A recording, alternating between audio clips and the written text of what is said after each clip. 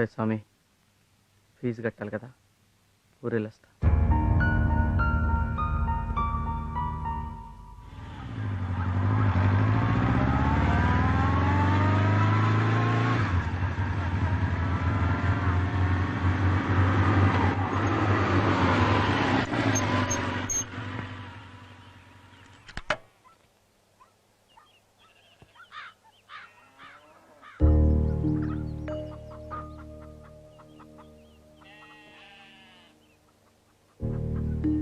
మా మా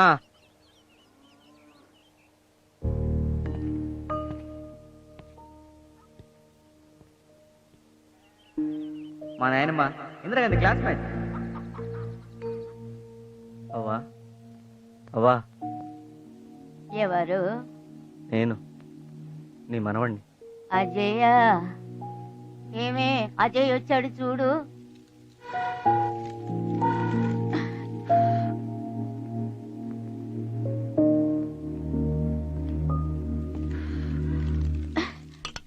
మా వస్తున్నా. అజయ్ నాన్న, అదేంటో చెప్ప పెట్టుకుంటూ వచ్చేసావు? పక్కింటి తిరుపతికి ఫోన్ చేసి ఉండొచ్చు కదా. అంటే ఫోన్ లేరా? అమ్మా, అందరూ కాలేజీకి బండి మీద వస్తున్నారు, నేను మాత్రం నడిచి వెళ్తున్నాను అని అంటుండేవాడు కదరా. అందుకే నేను మీ నాన్న బండి ఎడ్లు అమ్మేసి నీకు డబ్బులు పంపించావు. బండి కొనుక్కున్నావా నాయనా? దాని మీదనే వచ్చానమ్మా. అవునా?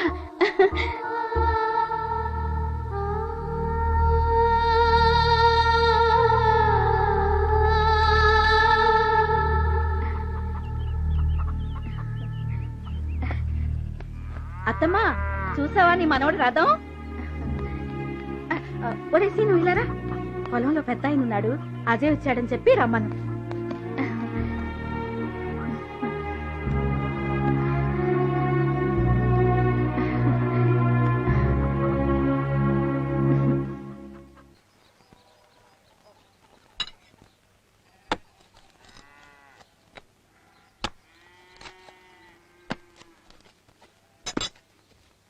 అవన్నీ ఇంజనీరింగ్ లో చేరటం కోసమనే కొన్న కాస్త పొలం బుట్ర అమ్మేశాను.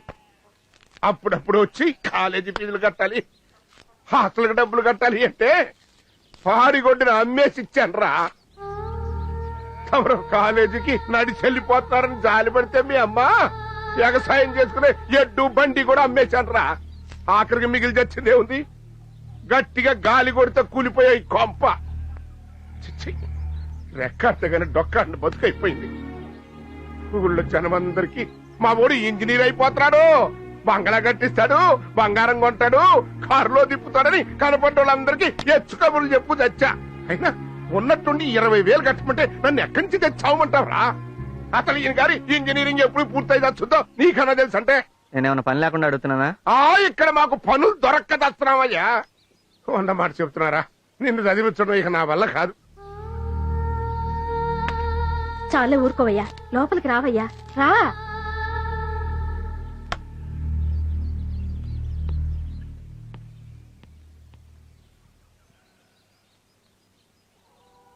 ఏంటయ్యా ఇది? చదువుకునే పిల్లాడికి మన కష్టాలన్నీ చెప్తే వాడు చదువెట్ట సాగుద్ది చెప్పు.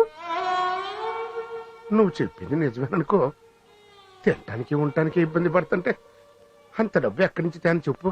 ఉండయ్యా, ఇప్పుడే వస్తా.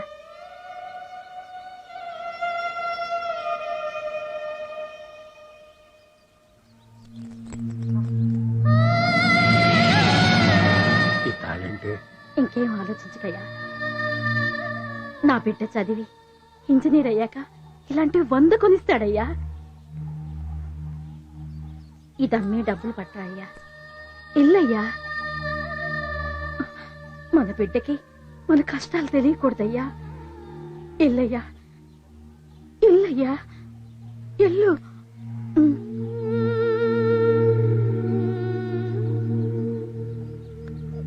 అన్నం తిన్నాయ్యా? మీ నాన్న మీద అడిగి కోప్పడబాకయ్యా. నిన్ను చదివించడానికి చాలా కష్టపడుతున్నాడు. కొడుకేది తక్కువ కాకూడదని ఉన్నవన్నీ అమ్మేసి ఊళ్ళో అందరి దగ్గర అప్పులు చేశాడయ్యా. ఇంట్లో పూట గడవడమే కష్టంగా ఉందయ్యా, చాలా కష్టంగా ఉందిరా. అరే నాయనా, నన్ను పిసినారి అవ్వ అంటావుగా, ఇదిగో తీసుకో. నీ కష్టానికి ఉపయోగపడని ఈ డబ్బులు నాకెందుకు? ఇందులో 4 ఏళ్ళున్నాయి. ఈ అవ్వ దగ్గరున్నది ఇంతే. నాన్న నీ మీద చాలా ఆశ పెట్టుకున్నాడయ్యా.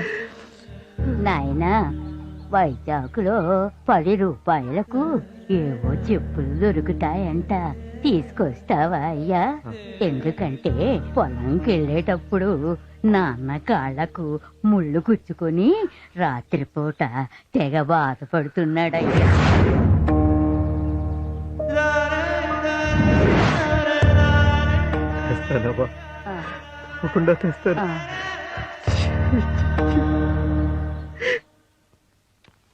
Good morning madam. మార్నింగ్. నా ఫీజు మేడం. నీ పేరు? Ajay Kumar madam. Madam, notice బోర్డులో పేరు చేయించేస్తాను. Thank you madam.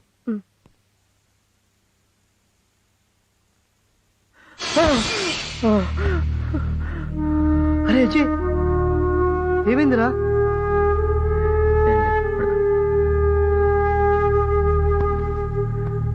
Something wrong.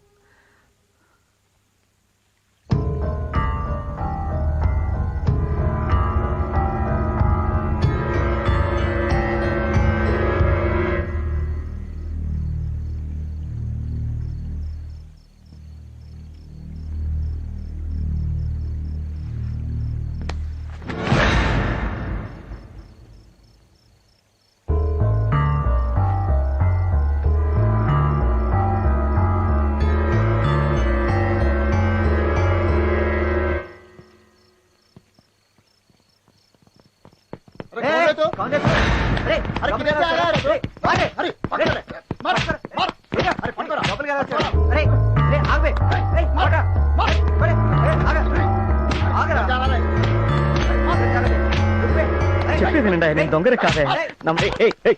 ఏంటి కూడా గోడ దూకొచ్చాడు సార్? సార్, నేను దొంగన కాదండి, శృతి క్లాస్మేట్ని. తనకి బాగాలేదని తెలిసింది, అందుకే చూసి వెళ్దామని వచ్చాను. క్లాస్మేట్ అయితే ఈ టైంలో నా రావటం? రే, అయినా ఎవరో ఏంటో చూసుకోకుండా కొట్టేయడన్నారా? ఇడియట్స్. సరే, తను త్వరగా పంపించండి.